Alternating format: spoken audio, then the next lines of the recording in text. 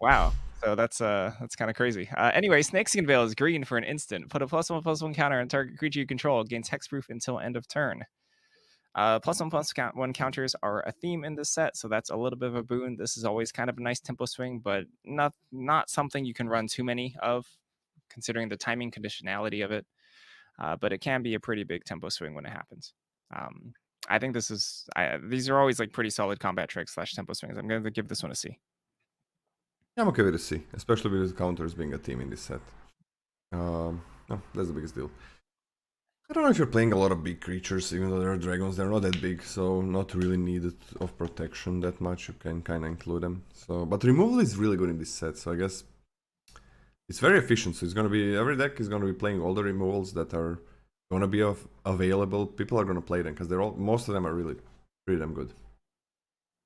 Okay. Green has been busted in the last set, it has been really powerful in Duskmourn, so I'm very interested how it's gonna be here. Next up, we have Ainok Wayfarer for 1 and a green. It's a 1/1. When this creature enters, mill 3 cards. You may put a land card from among them into your hand. If you don't, put a +1/+1 counter on this creature. You may put it, right? So this could be... This is like... This can be a 2/2 or a 1/1. It's your choice. Being a 1/1 is weak. We've had 3 mana 2/3s and they're always good. Because 2/3s block 2-drops profitably, and 2/3s trade with a good amount of 2-drops and 3-drops that are bigger. 1/1 is pretty damn weak, but in this set there is a mill team, so this could be important in that mill team. I don't think this is better than a mole. The problem is a 1/1. 1/1 is a small body. Very small body. 2/3 is not a very small body. It's bad, but it's not horrible. If you care about milling, you care about this. If you care about counters, that's kind of nice, but you have better thing in white. I think this guy doesn't do the things very well, but it kind of does everything you might need in this set in green. So that's why I'm gonna give it like a C, but I can see it going down. What do you think, Scotty? Talk to me about this card a bit. I'm really unsure. I mean, I really do.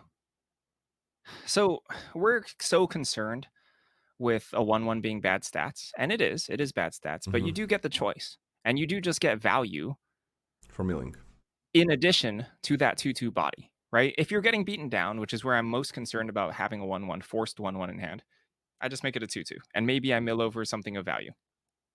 Fantastic. I think that flexibility is a lot to do with this card. And I think for those decks that do care about milling yourself the graveyard, this will be the premium common 2-drop. So I'm giving this a C+. Okay. I hope it's a C+, because this is the deck that I love to play. Deck that likes to mill itself. That is my kind of deck. Yep. I really hope you're correct.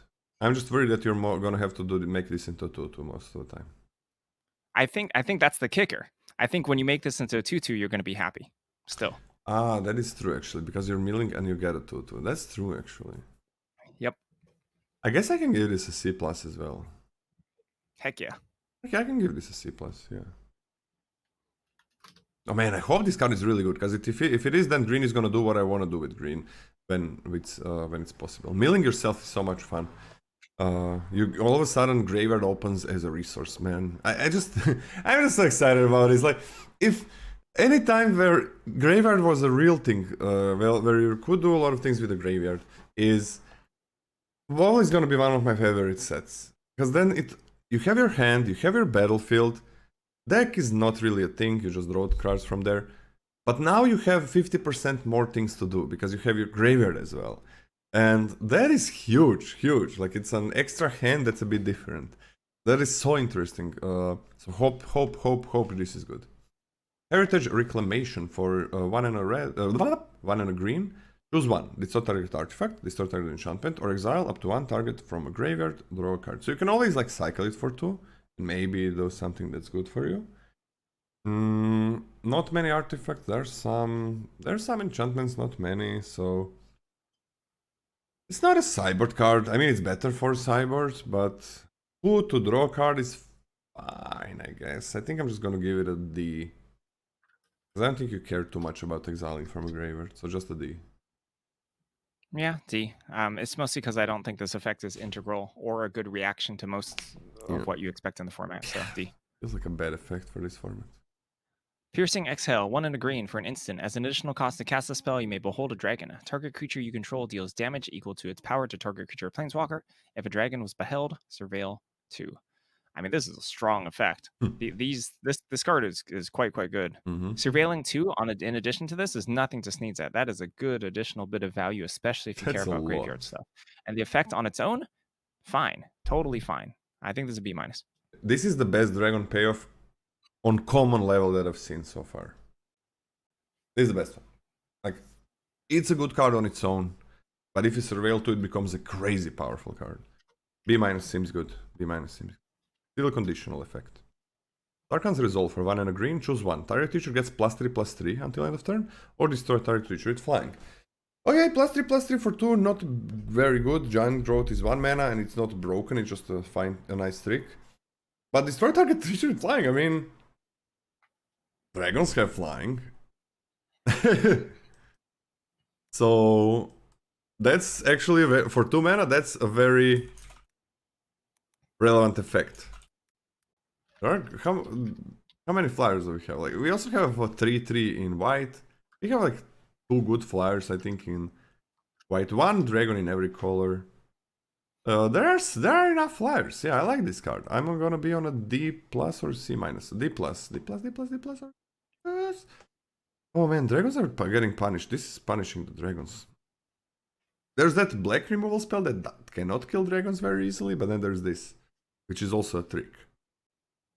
I'm kind of okay with C minus. I don't like flying is good and stuff, but I don't think you can sneeze at +3/+3 just tacked on. I mean, for 2 mana, that's gonna win most combats.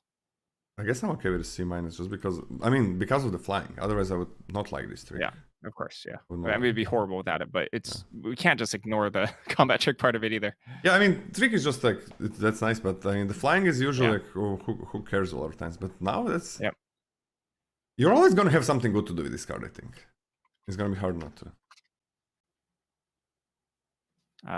Card is Sultai Devotee. 1 and a green for a zombie snake druid. It's a 2/1 with Death Touch. 1 mana and filters for Sultai colors. So Death Touch on this effect is pretty nice. It's so in the developing stage of the game, you do want this to live, right? Because you want to fix your mana. And it's nice because after you get your mana fixed out, your mana works itself out due to your natural draw step, and you don't need this anymore. It trades up. Trades anywhere. Yeah, really easy to get into the bin. I think I'm between a C and a C plus for this, but I'm going to start as a C plus because I actually think that's a really good effect. I really value the filtering a lot. Yeah, I'm okay with a C plus as well. That's a very good 2-drop. Yeah, it seems like it's gonna be the 3-color decks. Feel like they're gonna be the thing in this set, Scotty. As they should be, but the more we go through, the more it really feels like something that is not just for teamies and people that... Hot takes Lola. 3-color set has 3-color decks. Yeah, but I mean, it's hard to make that. So if you want to win a lot, right? I always want to win a lot. Like, not just like, oh, I'm playing cool decks and I always lose. Yay, so much fun. Like, cool decks that win. So, hot take, fuck off. But it's... I mean, it's something that... It's not like, oh, 3-color set, we're gonna do it. It's not like Wizards makes archetypes. In a way that, oh, black-green is this. And a lot of times, black-green is not that. That's what Wizards want it to be. It's not that. It's something completely different archetype. It's same for like, let's try to make a 3-color set. Okay, they say that's a 3-color set. Is it really a 3-color set? It feels like it is, but it's like it's very easy to make a mistake there and not give enough fixing. So next up, Undergrowth Leopard. Do you agree with that, Scotty, or not? You said nothing that I disagreed with. Okay. Undergrowth Leopard for 1 and a black. It's a 2/2 vigilance. 1 sack this creature. Distort target artifact enchantment. Why not? Nice. Sure. Not that many artifacts or enchantments, but there are some, so why not? white removal spells are getting a little bit problematic. So I'm okay with a C- for this one. It's fine. Yeah, C-. Just so many good 2-drops, so I don't think you need this. You don't need to prioritize it, but when it's on the other side of the battlefield and you're going to try to do your cool dragon thing, you're going to be really sad. True. But also you already got the value from a cool dragon thing. That's true. Yeah, you're not going to be really sad. Gonna You're be very happy, mildly actually. sad. Card is Champion of Dusan. Sorry. 2 and a green for a creature, human warrior. It's a 4/2 with trample. Renew 1 and a green. Exile this card from your graveyard. Put a +1/+1 counter and a trample counter on target creature. Activate only as a sorcery. Unlike the red 3 mana 4/2, I kind of like this one because that one you don't want to trade. This one, heck yeah, if you trade. Nice. This is a nice 3-drop. You can get additional value if it just enters the graveyard on its own. It's cheap. I really, really, really like those cheap renewers. And just casting this out can trade up, can attack, can threaten your opponent's life total, and they just really do want to trade it with anything. So this is a lovely card. I actually think for a 3-drop, this is a C+. What is the trample counter? So the counters stay forever. +1/+1 counter means it's always +1/+1. Trample counter means it always has trample. And this is one of the reasons why I said, remember that black uncommon, Scotty, that is a 4/2, but you can cast it from your graveyard and it becomes a 6/6 if you have 3 different counters. Well, this is just with this and casting that card again with finality counter, you have a 6/6. That's pretty cool. Chef's kiss. Of course, a volatile 6/6, but it's a 2-for-1 anyways already. Because they can kill something here. This is really nice. What do you give it? C+. Hard for me to give a 3-drop a C+.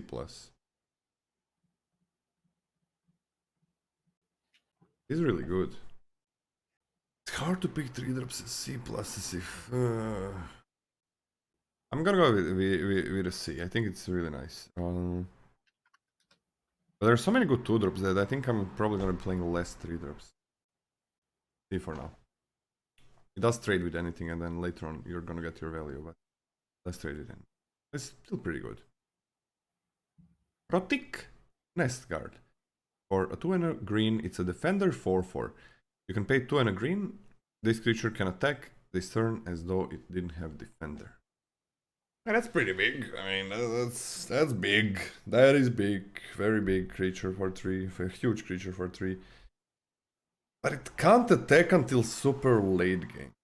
So that's interesting. Like, it stops everything, but then it can start attacking later. I think I'm not D+. It's just very big, but I kind of want to attack. I want to attack when my opponent cannot block my things. So D+. I'm kind of off it. I like attacking. Yeah. Just a D for me. I understand it's large though, but I can see it being. I don't think this is anything special in comparison to anything else you can do in the set. That's true. Roamer's Routine, 2 and green for a sorcery. Search your library for a basic land card, put into the battlefield tapped, then shuffle. Harmonize, 4 and a green. Okay, so it's very interesting because I think they've printed variations of this with the set mechanic that have added value on the 3 mana time you cast this. And those, I think, have been fairly... They can be fairly solid, right? This one, if you cast it for 3 mana, you only get the thing. And then you have to harmonize to cast it again, which is, I think, a huge difference, fundamental difference between making this card good and bad. I don't really care that you can mill over this. You know, you can put it straight into your graveyard and have some effect. I don't think this is what you want to be doing in the format. I think this is a D. I'm not into it. I just think this is not powerful enough for this set to be desirable on curve. I think there will be decks that can run it, right? If you're like exceptionally greedy. But I also don't think you ever want to be taking this early. I think it's horrible. I heard everything. By the way, I just went to pet the dog a bit. It's horrible. That's more important. I think it's unplayable. Even though I want to be 3-color in this set, sure. But Harmonize is, I think, very bad. Because, like... it doesn't like drawing 3 cards. Sorry, what? You don't like drawing 3 cards. 3 cards? You just said Harmonize is really bad. Oh, come on, man. God damn it. God damn it. So, yeah, at that point, you don't care about this effect anymore. So I'm gonna be on a D-, because it's, I think, close to unplayable. I think everything else that fixes is better than this. So it's gonna be weird if this is playable. It's gonna be cool if it is. Every time the F cards are playable, it's pretty cool. I just don't see how. 3 mana for this effect is abysmally bad. Like, just play a 3-drop. Abysmally bad. Getting a ramp and land that land is not worth it. Not even close. Play your 1/1 that mills for 3 and gets you a land. Play that, that's a common. That's, if this card is good, then that card is a bomb. And it's not a bomb. So, D-, very close to an F. Very, very close. But yeah? Yep. Sagu Pummeler, 3 and a green for a creature beast that's a 4/4 with reach. Renew, 4 and a green, exile this card from a graveyard, put 2 +1/+1 counters and a reach counter on target creature. Activate only as a sorcery. I think this is actually very important for the fact that you draw this card and you have 2 reachers. You know, like, you play this, your opponent has to get through this to peck in with their flyers, and then that you do it again. You just make another thing a reacher. That's really strong. That's really, really strong. The expensive renews I'm a lot more wary of, but this is a powerful, powerful defensive effect for me. So I'm giving this a C+, and I think it's very good.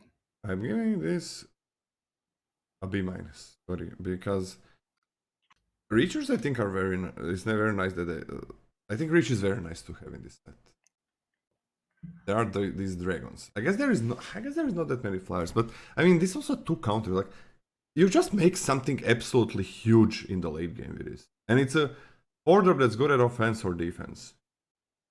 So I usually don't want to give B- to 4-drops, but I think this one has everything going for it. This feels. The Hazard of Dunes was great, and this might be better in this set. Might be, because when it dies, you still get a good effect, very good effect on it. It might be better. Trample is a huge deal breaker, yeah, but I think the Hazard dies. That's it. This thing dies. Let's go. And again, this is also why I said how good that card that can be a 6/6 is in green-black. Yeah. Oh, trade Route Envoy. For 3 and a green, it's a 4/3. But when this creature enters, draw a card if you control any creature with a counter on it. If you don't draw a card this way, put a +1/+1 counter on this creature. Hell yeah! So it's a 5/4 vanilla. That's fine. But if this is a 4/3 that draws you a card, that's a crazy 4-drop. That's a crazy, crazy, crazy 4-drop. You have this, where is it? You have some counters to put, sure.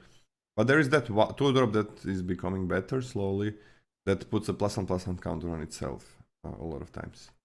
So, and mills you.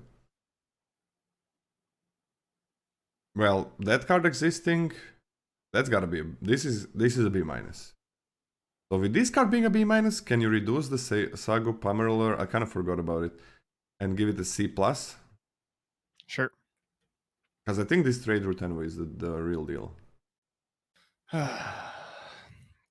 Yeah, in the mechanical aspect, in the mechanical context of this set, I think Trade Route Envoy is a better card. I can see Sagu Pummeler being the better card if it just turns into like stats, right? And just what type of archetypes are good and what people are pushing at you. I could see Sagu Pummeler being better, but I'm also with you for now at a B-. And multiples work very well. You got a 4 mana 5/4 for tempo at first, and then 4/3 draw a card, 4/3 draw a card. So yeah, it just works well with itself. It's a good card. Sagu Wildling, 4 and a green for a creature dragon. It's a 3/3 with flying. When this creature enters, you gain 3 life. Roost Seek, green. Search your library for a basic land card, reveal it, then put into your hand, then shuffle. Yeah, I think this is going to be like the existence of this card. I think is archetype spawning to me. Like it's Sagu Wildling, which makes me believe that multicolored dragon stuff is good. Like, I want to be picking this up, pick 4, 5, 6 after I've like first picked my dragon payoffs. And I'm going to be super happy knowing that I can get a very cohesive deck because of stuff like this. I'm going to take it as a C+, right? Because I think the body is kind of mediocre. 3 life is nice, but it's Roost Seek that I think is glue for these splashy greed decks. And I think the best thing to be doing at common and uncommon in those splashy greed decks is dragon payoffs. So I think this is very real. C+ for me. I think this is incredible, and I think I'm gonna replace a lot of lands with this card. Are you doing the same? Yes. The answer is yes. yes. Insane. I'm gonna go with a high C+, but I can see it being a B-. I can definitely see it being a B-. This reminds me of Lord of the Rings. It was land cycling for 1 colorless, which is absolutely huge. But this is any land if you're more a bit heavier into green. And also, you could play some of those 2-drops or 1-drops that fix for you, that get you green. So that kind of helps. I think 1-for-1 for a bit, I replaced the lands, and then at one point, like maybe I played 4 of these and I replaced 3 lands. But I gotta have a good amount of green though. Green Just cards. check your green sources. As long as your green sources are fine for a turn 1 thing, I think you can go 1-for-1. Yeah, this is very nice. Dusyut Earthcarver. For 5 and a green, it's a 4/4 with reach. When this creature enters, it endures 3. Which means this is either a 7/7 reach or a 4/4 reach that makes a 3/3. Which, both of those, but especially the one where you get a 4/4 and a 3/3, which is something you're gonna do most of the times, unless you're both top decking and you see, oh, 7/7 is something I really need and want, and I want counters. Amazing. Like 4/4, 3/3, one of them has reach. Very, very powerful. I think this is gonna be one of the best commons in the set. Even though it's a 6-drop. Not the best one or something, because it is a 6-drop. This is sorry. When we compare this to the Ketradon from the last 6/6 reach, gain 4, I would say this is better. Highly situational on the stat break points, but I would bet so, yes. Yeah, but because you're getting 2 bodies is like gaining life, but it also has reach, which is absolutely huge. Actually, I lied. It's not situational on the stat break points because this can just be a 7/7. Yeah, exactly. Yeah, so it's whatever's good at the situation. So this card's incredible. It's incredible. I'm gonna give this. So good 6-drops, in my opinion, are something like a C-. That is a good 6-drop. Crazy powerful 6-drops in a set that really doesn't have 6-drops. It is a B-. This is amazing. This is wildly amazing. And green is, I think, rocking. But what's your grade for this one? B-. Minus. Let's go. Nuts card. Green. Green is eating. Huh, Scotty? It's the year of Selesnya. Good removal. Good late game as well. Good late drops. Good early drops. Yeah, supports itself. Doesn't need help, but when it gets it, it's just easily better. Yeah, beautiful. Wanna go on the first green uncommon? Dragon Sniper. Green for creature, human, archer. It's a 1/1 vigilance, reach, and death touch. Yeah, a lot of keywords. Can potentially hold counters well, but you have to stack up a decent amount of counters for it. In fact, I don't think that's worth it because you have to put a lot of counters on for this to break its normal job, which is trading with anything. But it does trade with everything. And I think it's fine. I think that's fine. I think it's a fine place to be. It's a nice speed bump. I think this is a C.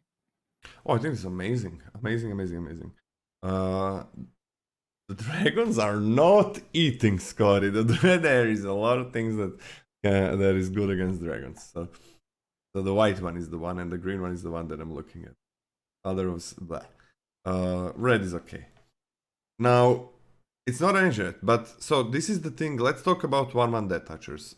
Obviously, they trade with anything that they can get in combat with. Well, this can get in combat with anything. So, vigilance is not a small thing on a 1/1 death toucher with reach, because there are a lot of situations where opponent doesn't have a 1/1, doesn't have a 2/2, doesn't have something that just trades with this, and they're super happy with that.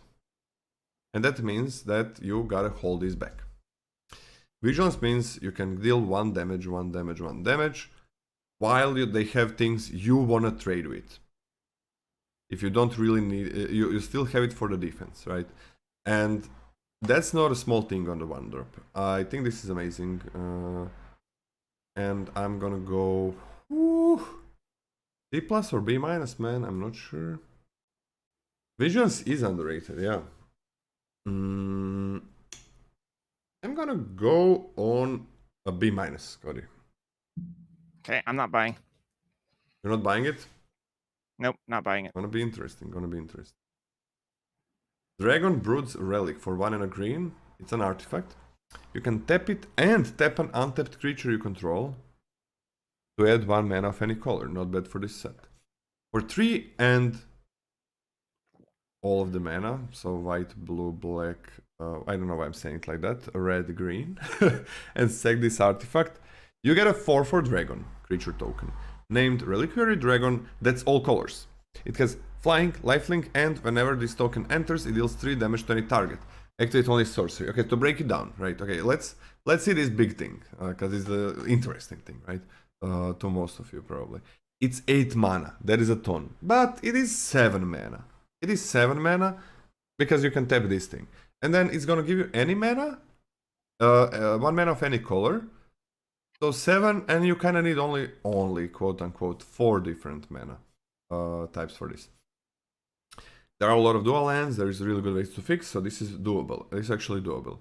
If the set is super fast, this is gonna be pretty bad, I think, but we're gonna see. Now, this thing is 4/4 flying lifelinker that deals 3 damage to anything, so it probably kills their creature, and you gain 3 life right away. So that's pretty great. Now, how happy am I to play a 2 mana thing that does nothing except ramp, but the only way it ramps is that it is tapping an untapped creature I control? It depends on my deck. This really depends on my deck. Very easy to double spell with this. This is, if you're double spelling and you can tap a creature, this costs 1 mana. That's kind of nice. So I think it's not that hard to pull off this effect for 7, and I think it's worth it. I actually like this card. I'm gonna give it a C+. It's weird, but I like this card. Yeah, I don't think it's that hard to activate, and the payoff is very real. Very real. Very real, very board affecting, very stabilizing, very importantly. Like, if your opponent doesn't have a way to affect combat, you're +7 life there, just off of cracking this. Yep. Which is a very, very good way to recoup tempo that you've lost from dorking around, getting all your colors. So I think this is strong at a C+.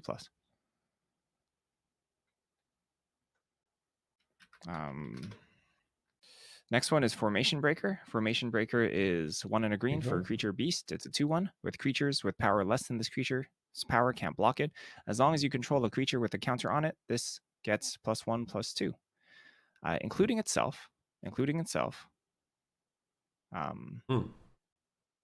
If you put a +1/+1 counter on this, it becomes what, like a 4/4? That's so hard. Yeah, like to a block, 4/4. yeah. This card is incredibly hard to block when you start putting counters on it. I think this is very powerful, to the point you're going to play this and it's going to be kind of a groan for the opponent in terms of actually interacting with this, especially in combat. It's so easy to just wait around, distribute counters where you need them to affect combat, and then just start bashing in. And I think this is very, very strong. This is a B- for me. The extra needed help. I'm just gonna give it a C+. Because in the developing phases, you kind of need good set creatures at that point. But it is pretty good. And in the right deck, it gets better. But it's a little bit hard to get a counter like in those in those developing early turns. I think it is pretty hard. Still a good card. C+. Gotta play that Black Dragon. Okay, I don't want to. That is Synchronized Charge. I don't want to do that. Synchronized Charge. 1 and a green for a sorcery. Distribute 2+1/+1 counters among 1 or 2 target creatures you control. Creatures you control with counters on them gain vigilance and trample until end of turn. Harmonize. 4 and a green. This is a very interesting, very synergy dependent card, I think. 2+1/+1 counters for 2 mana is not bad in terms of how it affects combat, but you do need creatures on the battlefield initially. Being able to flash that back, and to be able to flash it back on the cheap, because you can harmonize, can be pretty dang strong. So the play pattern here, right? Perhaps you put 2+1/+1 counters on your 2-drop. Like let's just walk it through. You have a 2 mana 2/2. You put 2+1/+1 counters on it on turn 3, right?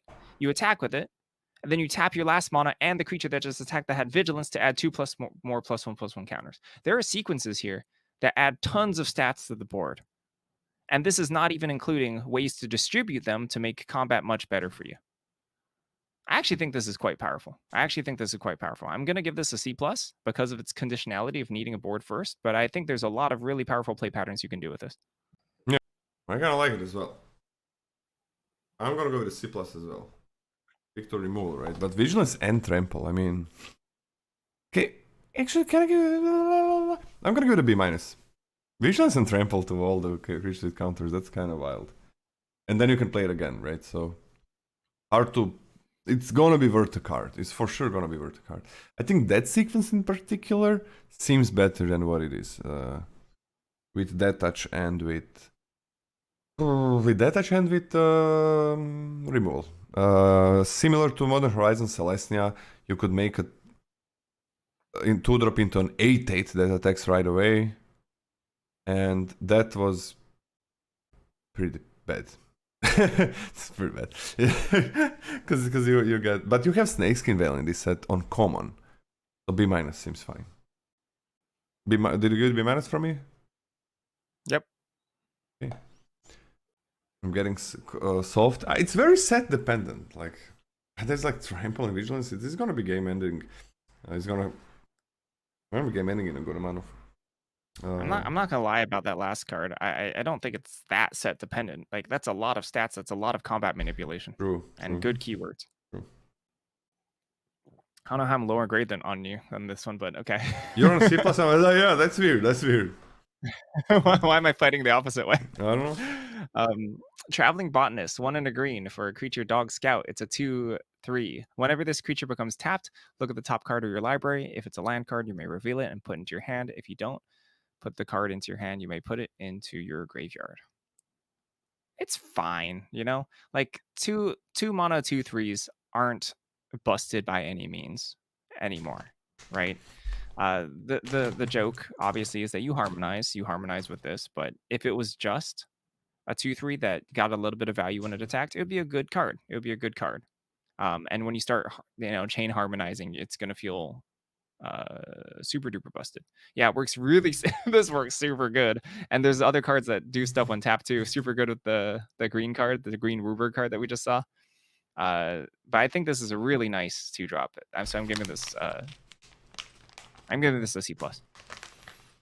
Oh yeah, I'm giving this a B-. 2/3 good stat line. This is a very good effect, especially in this set. 2/3s, yeah, before have been like 2/3 for 2. What? They've been good.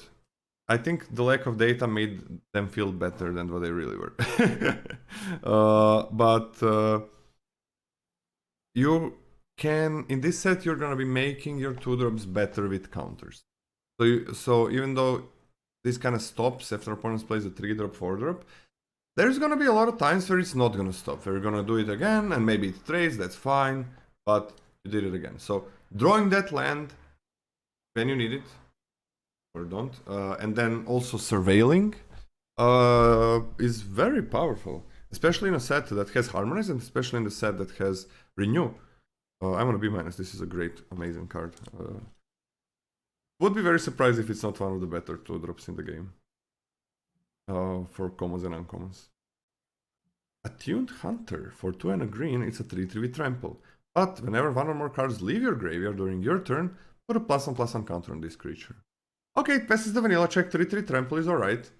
That's nice. And it can grow. Sure. It's a 3-drop. I don't want to give it too high of a grade. I think it's like a C or a C+. Because I think until pretty late in the game, it is going to be a 3/3. And if you care about removing cards from your graveyard, like that 1/2-drop, that 1/1 is just the best thing. So I'm gonna be on a C for this one. It's nice. Nice 3. Yeah, I'm on a C as well. I think there's a world of difference between triggering this on the cheap and triggering this for like 4 or 5 mana. Like the blue 2-drop common triggers this for 4 mana. I don't think that's good. That's like kind of mediocre. But if you have a high density of things that trigger this for 1, 2, or 0 mana, that's excellent. That's really, really strong. So, but I think on average it's a C. Would be nice with a Mole Tender. Knockout Maneuver, 2 and a green for a sorcery. Put a +1/+1 counter on target creature you control. Then it deals damage equal to its power to target creature and opponent controls.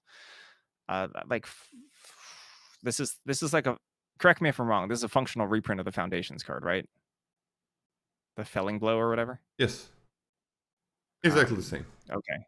Yeah. Good. It's pretty good. It's like for this set with +1/+1 counter synergies. Yeah, it's a good card. B-. B- for this set especially. Yep. Makes you kill something, makes you have an attack. Yes. +1/+1 counters, even better. Sage of the Fang. For 2 and a green, it's a 2/2. Oh, but when it enters, you put a +1/+1 counter on target creature. Any creature, it can be itself. Hey. I'm just randomly happy to, when she comes to me.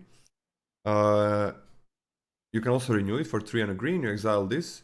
You put a +1/+1 counter on target creature, then double the number of +1/+1 counters on that creature. Okay, so 3 mana 3/3 or 3 mana 2/2 that puts a counter somewhere. That's fine. That's nice. That's nice. That's just nice, yeah?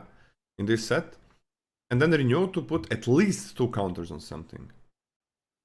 That is great. I'm also giving this... And this is the 3-drop I'm looking for. B+ or B-?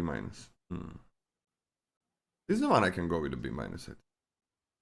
Okay, might be significantly lower. I'm throwing these words around. They don't mean anything. Don't mind me. But I'm on a C+ for this one. I do think that 4 is expensive, even though if the upside is there. So like we're getting a distributed 3/3 worth of stats for 3, which is certainly better than a 3/3. It's certainly better. I understand you can push combat through with this, etc., etc. But I do think Renew 4 is a pretty steep cost for an effect like this. So I'm on a C+. It also is a nice body. Can make something else like better. The big deal is for me is passes the vanilla check while having this effect. Most of the things on 2 and 3 don't pass the vanilla check when having this renew effect. Like the 4/2 is significantly worse than a 3/3, especially a 2/2 that puts a +1/+1 somewhere. Because the 4/2 2-drop still attack through it, and sometimes you just gotta block with your 3-drop.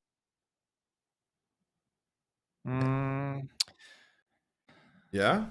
I don't think it's that difficult to surveil and to mill in this format, and you're going to feel much happier milling the common than you are going to be to mill this. I think it's pretty hard. There are not many cards that mill or surveil. Okay. And then it's gotta be that card, right? It's gotta be this card. Yep. It's different when you're looting all the time or rummaging. Pretty random. So it's gonna be hard to put these things in the graveyard. Like exactly these things, I think. There's really not a lot of mill in the set. There's that 2-drop in green. Next up. You're thinking about... Encroaching Dragonstorm, 3 and a green for an enchantment. When this enchantment enters, search your library for up to 2 basic land cards, then put them onto the battlefield tapped, and then shuffle. When a dragon you control enters, return this enchantment to its owner's hand. This is unexciting. Unexciting. Like, we have never liked these effects for 4 mana, and I certainly don't really love the idea of rebuying it even in the late game to then thin out my deck, because at that point, I probably don't need additional lands. I really don't want this to be what's holding my deck together. I want the green common flyer to be holding my deck together in terms of fixing. I don't really want to be doing this. Ever. Yeah, I'm off it. This is a D minus. D minus. I'm on an F. Okay. I think this is unplayable. I think there's never that you really want this. You have to, like, when you get this back, you don't want to replay it. That's the thing. But you don't want to play it in the first place. So you don't want to play it at any point. So that's a problem. Nomad, this is not a Nomad card. Because Nomad doesn't play shit like that. Because he wins. He doesn't play 4 mana, get 2 lands. Rainveil Rejuvenator.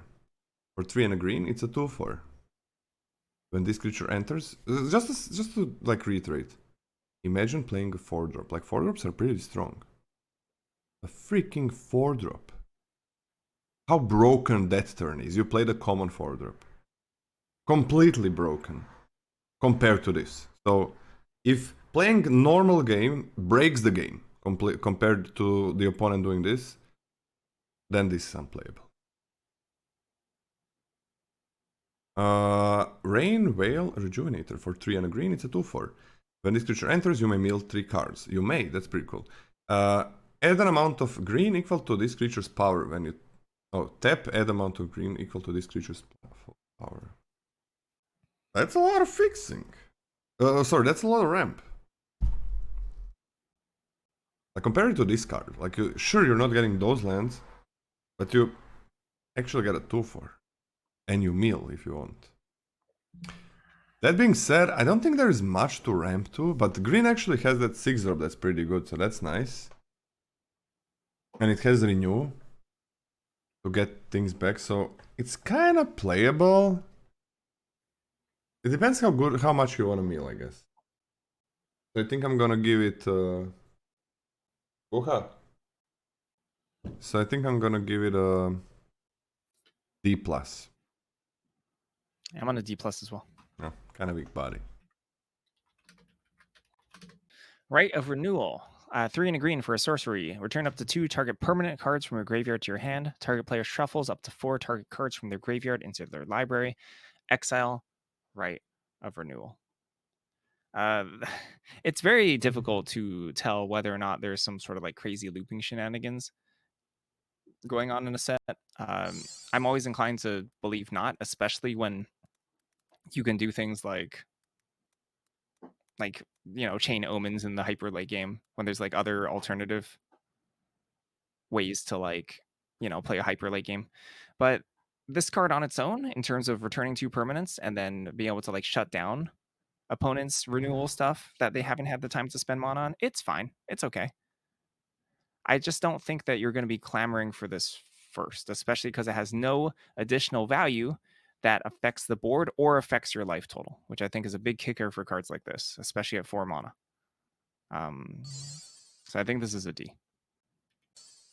Yeah, 4 mana is a lot. There's not that many things to get back. It's pretty nice with milling, I guess. So I'm gonna give it a D+ just because it's nice with milling. And green has good ways to mill, good ways to get lands, I think. So not that much card and that kind of effect. So I think it's gonna be okay in green because of those reasons. But it is too much to pay for this. Inspirited Vanguard for 4 and a green, it's a 3/2. What? But when this creature enters or attacks, it endures 2. Alright, so you get a 5 mana 5/4. But most of the time you get a 5 mana 3/2 that makes a 2/2. And then when it attacks, it's either gonna become a 5/4 or make another 2/2, depending on what you want. Because I think that's the line of play.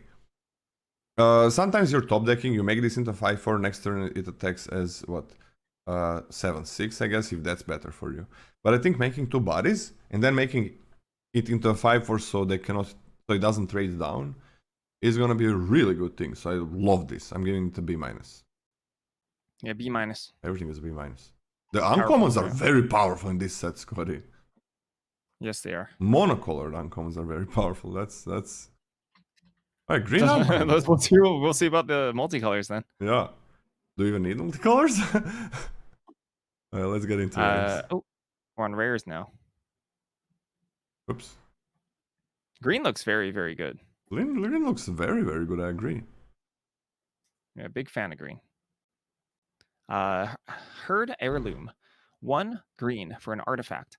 Tap to add 1 mana of any color. Spend this mana only to cast a creature spell. Or you can tap until end of turn. Target creature you control with power 4 or greater gains trample. And whenever this creature deals combat damage to a player, draw.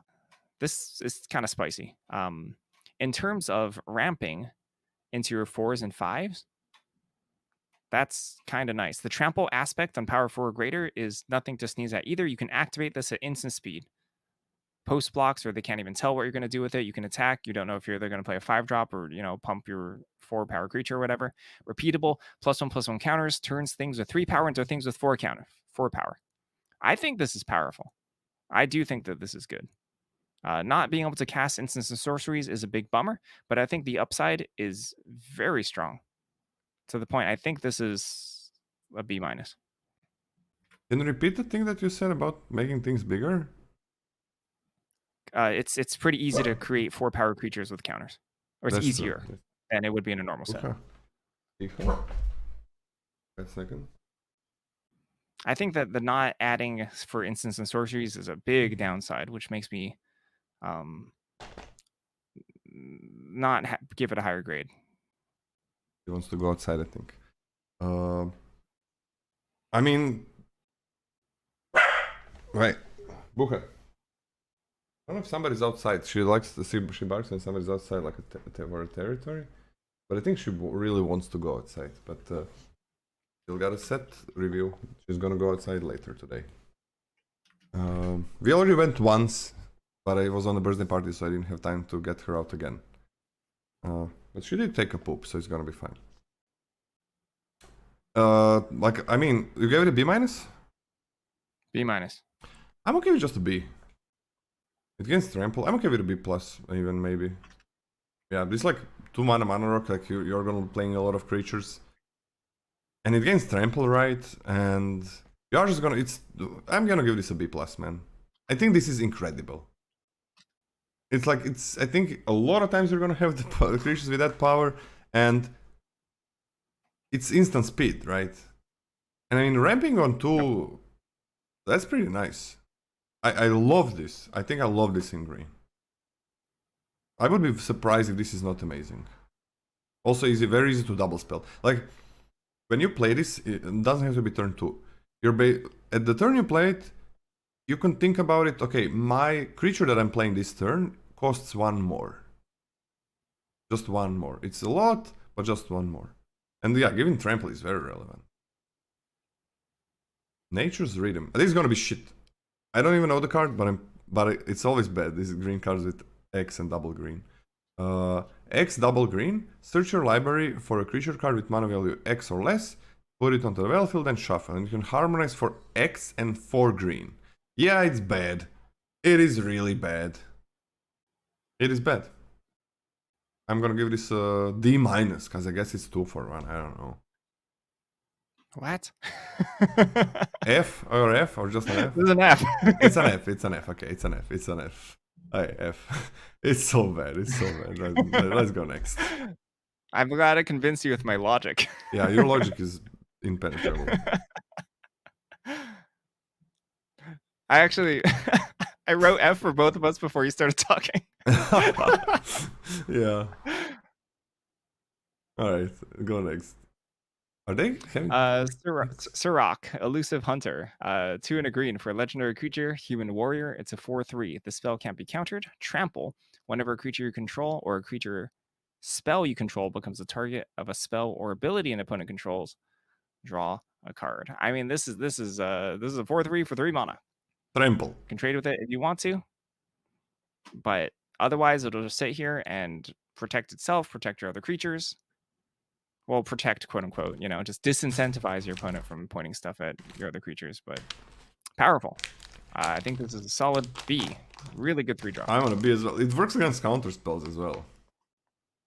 It just doesn't require your opponent to do things, but it's like a B minus, just a 4-3 trample for 3 that cannot be countered. Yep. But then, like, this effect has to go on, make it into a B. Because it's gonna be a 2-for-1 a lot of times. Okay, this is the card that I've seen this one. I don't know what the hell is this. Warden of the Groove. It's a 2 and a green 3-drop, okay. It's a 2-2, but at the beginning of your end step, put a +1/+1 counter on this creature. So basically it's a 3-3 on the first turn, then a 4-4, 5-5, and so on. Whenever another non-token creature you control enters, it endures 4. That creature endures 4, where X is the number of counters on this creature. So 4, did I say 4? It endures X. It endures X. That's what I wanted to say. So, so yeah, okay. You play this. If they don't kill it, every creature you play on next turn makes a 1/1 or becomes bigger if you want counters. It's not fragile. It's a 3-mana 3/3 for the first turn. That's like not fragile at all. It becomes 4 for the turn after. And you're gonna get, you don't need to block with this. You're gonna get back in the game. This would be a bomb, I have to say. Like, you are gonna be playing creatures. And you play this on turn 3, your opponent needs to kill it or the game ends in like 2 turns probably. Yeah, okay, I'm on an A- for this one. I'm on an A. What do you want? No ETB. Do you want it to be like a little bigger initially? So no ETB, and then you need to have more creatures, which you probably are, but next turn it's just gonna make a 1/1 or make a creature give creature a +1/+1 counter. Usually it's gonna be just one creature. So what that kind of means? It means that they have a couple of turns to remove it before you really get going. Yeah, like, okay, like for example, even if you play 2 creatures, right, afterwards, you get a 1/1 and a 2/2. Or larger creatures, I suppose. And then that's not the end of the world, I guess. I'm still on an A for this one. I mean, it's really, really good. It is really, really good. And then on its own, it's overstated. This is overstated. It's so cheap too. Oh my god, this plus Snakeskin Veil, Red Loud said. Why does it have to be at my turn? Lasyd Prowler? Lasyd Prowler? Lasyd Prowler? Lasyd Prowler. Yeah. 2 green for a creature, Snake Ranger. It's a 5/5. When this creature enters, you may mill cards equal to the number of lands you control. Renew 1 and a green, exile this card from your graveyard, put X +1/+1 counters on target creature where X is the number of land cards in your graveyard. Activate only as a sorcery. Okay. I'm a big fan of these cheap renewers. I think they're extremely good.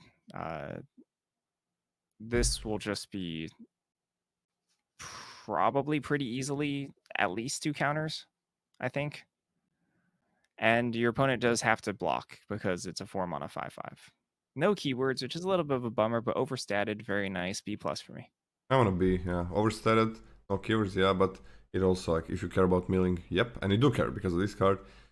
And then renew gets you maybe more renew. I think it gets to a B+ if you have a bit more renew and maybe more mill or more mill synergies.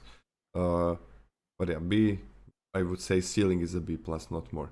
But an amazing card. Oh, just always good. Bloomvine Regent. For 3 and double green, it's a 4/5 flyer. Whenever this creature or another dragon you control enters, you gain 3 life. So 5 mana, 4/5 flying, gain 3 life, and every other dragon is gonna gain 3 life. Okay, without any dragons, that's amazing. But you can also play its Omen part for 2 and a green. It's called Claim Territory, and it says search your library for up to 2 basic forest cards, reveal them, put one of them on the battlefield tapped, and one of them into your hand and shuffle. Sure, if I mean, you're always playing the dragon, but I mean, if you really need those lands, if there is, you have nothing else to do, you don't have enough lands, you really need to play out your other cards, you just pay 3, so it's gonna be If you need it on 3, it's going to be great for 3. But the power is on 5. It's just so good. I don't think it's a bomb, but I would say this is a B+. Yeah, B+ for me as well. Oh, green rares. Wait, what? We're done with them? That's kind of fair. Yeah, apparently. Apparently we're done with them. So mythics. 1 green mythic. Hoof. Craterhoof Behemoth, 5 green, creature beast. It's a 5/5 with haste. When this creature enters, creatures you control gain trample and get +X/+X until end of turn, where X is the number of creatures you control. 8 mana is a ton. Super expensive. But this card is extremely close to 8 mana win the game. Extremely, extremely close to just 8 mana win the game. Like, you just need things to demonstrate, right? You have 2 creatures on the board, which is not a wide board by any stretch of the imagination. This attacks as a 7/7 trampler the turn it enters play because it includes itself, and then everything else gets +2/+2 in trample. That's already a huge effect, and that's with 2 creatures. That's like a very low end scenario. So it just starts winning more from there, to be honest. It really does depend how achievable 8 mana is, but I don't think it's going to be difficult. I don't think it's... Sorry, 8/8. My bad. It taxes an 8/8. Yeah, so it's even better. And everything gets +3/+3, which is nuts. So yeah, I do think this is feasible in the set, and I do think this is a bomb. I'm going to give this an A-. 8 mana? Yep. These other creatures in play? I mean, you've played with the hoof before, right? Yeah, but 8 mana. No. I did. What was the last set that had the behemoth, the Craterhoof Behemoth? Maybe I didn't. I mean, probably Cube, but that's a different format entirely. Yeah, it's different in Cube. I'm talking about the real sets, like the regular. The real set. The last time Hoof, I think, was like original Innistrad or Abyssin Restored or something. The problem is that the early game creatures are much better today. And yeah, so I'm wondering if the context has changed it that much. It's very interesting. I think it's changed a lot because then you're playing with a mulligan whole game and you're required to still keep up your board healthy. Like that's a problem. Like if this is a 7/7 trample with haste and makes another creature +2/+2, that is gonna be bad. That's gonna be bad because most of the time. The reason is you played with a mulligan like for 15 turns or something. Because 8 mana is hard to achieve. I don't think it's gonna be consistent in getting you there a good amount of times. I don't think it's good. Not just that it's not a bomb. I don't think in today's limited, the Craterhoof Behemoth is good. It's gonna win some boards, it's gonna be crap on some boards, and I think it's a lot of times the game is gonna end before you play it. And a lot of times when you play it, feel like it's gonna be an 8 mana 5/5. Because you just got a block because you played with a mulligan your whole game. That's a lot of things going against it. But you can build a deck that's good for it. But the problem is then you have one card that you're ramping to because almost nothing else cares about ramp. People say so many green ramp cards. I have not seen green ramp cards, is the thing. I have not seen a single green ramp card. Maybe I forgot about... There's that 2 mana thing that taps and gets you... that taps a creature, but then you have one less creature. So... I didn't see ramp in green in this set. I saw 2 extremely bad ramp cards that I'm never putting in the deck. And I'm not putting them in the deck to play this. Because those are definitely not creatures. So you're ramping with non-creatures and then you play this like 6/6 or 7/7 trample haste. Having one creature is devastatingly bad for this thing. Unless somehow you both have the same amount of creatures and so on. Oh yeah, there is the rare that ramps. Very good rare that ramps. Yeah, rare into mythic, that's the usual thing you do in limited, right? I don't care about ramp. No, you're just gonna play the 8 mana. I'm just gonna play a normal game with creatures, And and then if I have like 2 to 3 creatures on the board, I'm gonna win the game. I think that's not easy. I think I'm Okay. gonna go for a D+. Let's go. Let's go. I'm in. Let's go. Let's freaking go. I think that the most convincing argument is that I think limited has changed a lot. Very A lot. huge change. A lot. I think that Aether Drift was a very big exception. In terms of like, but even then, Aether Drift, you can't just do nothing. You know, you can't just twiddle your fingers. Yeah, creatures You are have to good, so develop. yeah, you gotta trade. Yeah. The reason why the games went so long in Aether Drift was everything like creatures just traded naturally, so nobody got a huge advantage with snowballing. Here there's like +1/+1 counters, 2/3s for 2, mobilize, effects that make you snowball, that make games a little bit shorter, where you can't just play with 6 cards every time for 15 turns when you have a behemoth and then win, while actually having a board, because that's required. So even, I mean, it could be okay in Aether Drift, but things have definitely changed. So I think you're advantaged in this argument, by the way. I don't think you're right, but I think you're advantaged because I think that it's extremely easy to be rose-colored about the hoof from both constructed and formats that do not resemble this at all. don't like it. Don't like it for today's limited. 8 mana creatures. When I play an 8 mana creature in limited, actually, you know, give it a D. Give it a D. I don't even want to give it a D+.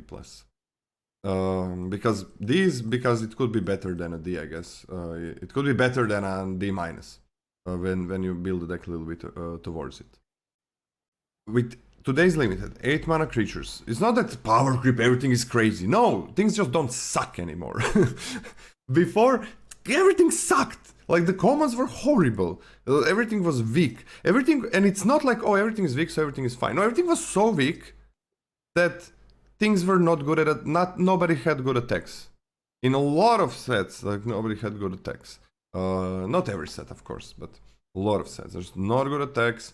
You play a 2/2 flyer. Oh, no, opponent has a 2/2 flyer for 3 mana, no text. That creature is gonna kill me. That was normal in limited before. That sucks. 2/2 flyer is a boring creature. It's not like, oh, everything has 5 power now for 2 mana.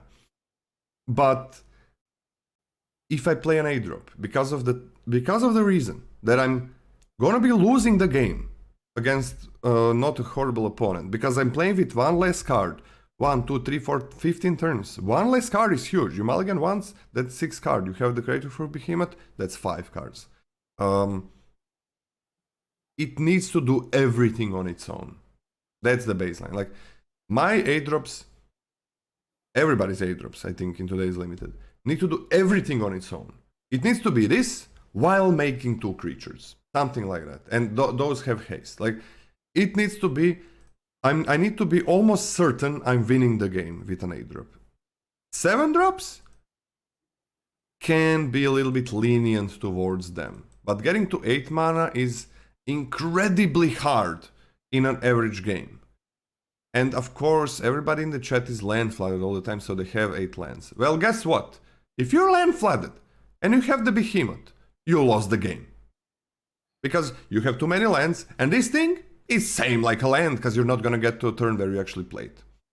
So being land flooded with this, you're definitely losing the game. So I don't see, I'm on a D, I don't see how this card is gonna be good in today's limited.